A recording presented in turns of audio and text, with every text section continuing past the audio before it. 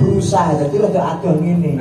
Nek aku ngene lan lolor sing dhuwur bulu tok. Ora masalah aku banyak. Oh jerak. Pak Yodo kok mengendang. Alah.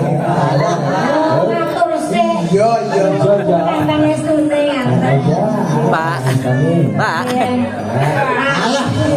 Pak Samar nggih. Kok mrene Endang le Pak iki Pak Endang.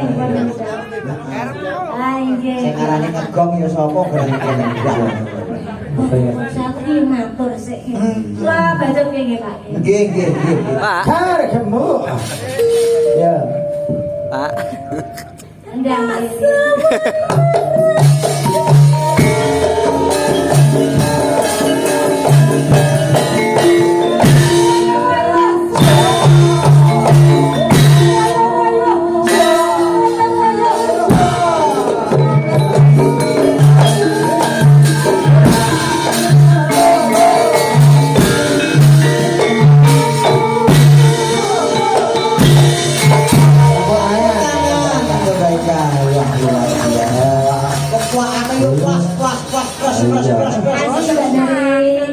Udah rekasan itu. Atur nuwun Pak Utama, Pak Yodo kula sampun ndang nggih.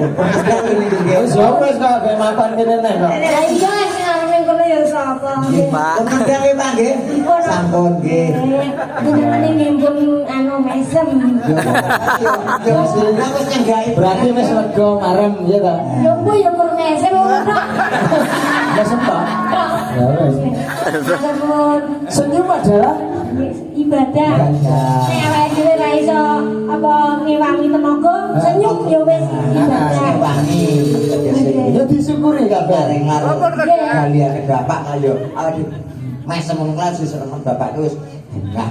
Iya, aku sesuk ya arep pamit panjenengane mesem ngono aku yo gur keset ae nang kuwi. Sampun nggih Pak areng. Nggih. Areng ora. Ya yo mesem ngono tok aku. Dasar. Ngene ya. Ampun kanggo dalem katresnan. Salah. Ya iso ngendang, iso nembang, jogete ya waguan apik. Nah, aku iso joget. Iki suluk ya apik suarane. Jajal. Suluk kake. Iya ta? Iso suluk kake. Andani yo. Apa iso? Bete yo ngene iki, Pak. Mbok menawa kok ora gur eseman ya ta? Nggih. Mbok menawa Sulukan bareng ya. Iya, andani yo.